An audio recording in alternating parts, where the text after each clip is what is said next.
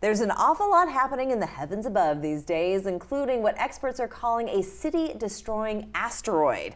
Well, let's welcome back Dr. Joe Carson, professor at the College of Charleston's Department of Physics and Astronomy, with some news that will have us breathing a sigh of relief, at least for now. Good to have you back. Thank you for having me here. Of course, we're talking about 2024 Y4, which is the asteroid that everyone's been worried about. Yeah, so like you said, I think my first advice would be to not panic right now. There's a few different reasons why we shouldn't be too worried, although it's certainly something that's being heavily monitored. So this is 7 years from now.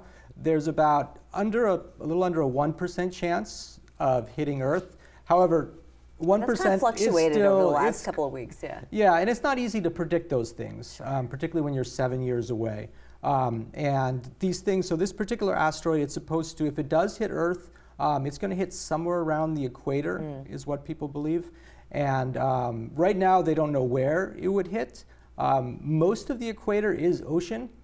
And even on the land, most of the land is not, there's a lot of empty land. Sure. Yeah. So I would say just by pure probability, if it landed in the ocean, it would make a big blast, and you might have some tsunami-like waves. You would. But it wouldn't harm someone. If it landed on a city, that would absolutely be a devastating impact. But we've got 7 years to prepare for this, and you said that there are ways in which to deflect it. Yeah, so another thing about when you hear about sort of meteorites, asteroids that are in danger of hitting Earth, you don't have to stop them. You just have to nudge them in a little different way. It doesn't matter. You don't have to stop a bullet. You just need to make sure it doesn't come in your direction. Sure. So the way that they do that, some of the methods are actually relatively primitive. First, you need to know where it is, exactly where it is. So some of the methods are you make a big blast right next to it, and it nudges it to the side. Sometimes what they do is they'll actually just launch a projectile at it, which is literally like a bullet, just impacting it, nudging it to the side. Nudging it to the side. Yeah, both NASA and Japanese Space Agency have both landed robots on asteroids before. Mind-blowing to me. Which is absolutely amazing. Yes. There's some amazing videos of that online if you have a chance. And if you can land on an asteroid, land on a meteorite, you can potentially add an engine to it and actually accelerate it, propel it in a direction away from Earth. Well, we've got some time to think about it. We've got the best people on the job for it as well.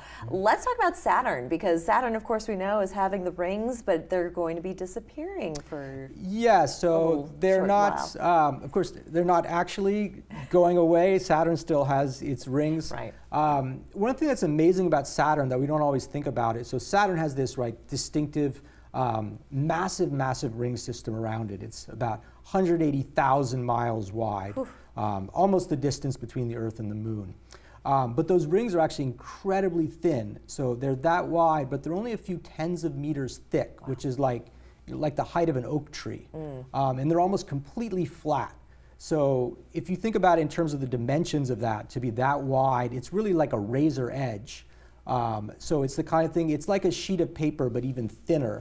Whereas if you look at it from, the edge of that paper, it disappears like it's a two-dimensional structure. And that's kind of what we're going to see. And that's exactly what we're going to be seeing with Saturn. I want to talk about PensiVision. This is something that you've been working on personally. Tell us more about this. Yeah, so PensiVision is the startup company that I began about 7 years ago, and we rethink new camera imaging technologies, particularly doing 3D imaging, thinking about new ideas like liquid lenses. And coming up this summer in partnership with College of Charleston and actually a university in Chile in South America, the camera that we built at my company and in partnership also with students at College of Charleston is scheduled to launch to the International Space Station this July to be used on experiments for monitoring microbial life forms. That's so really incredible. teeny life forms, which is really, really exciting. But when I founded the company with others, a main question we asked is how can we think about space technologies, about how they can help people on Earth? So that same camera right now, it's also being used in 3 countries in sub-Saharan Africa for women's health. And we have large-scale clinical program that's going on there, especially for screening for cervical cancer and other kinds of life-threatening cancers as well, particularly in some of the most rural, difficult-to-reach regions of sub-Saharan Africa. It's amazing how a camera can accomplish that.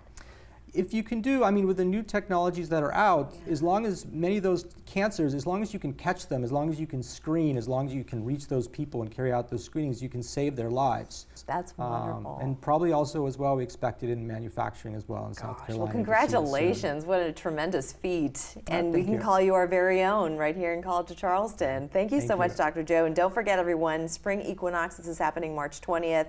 So we're getting ready to warm up a little bit and have some springtime, finally. Absolutely. Thank you again for joining us. Thank you for having me. We're back after this.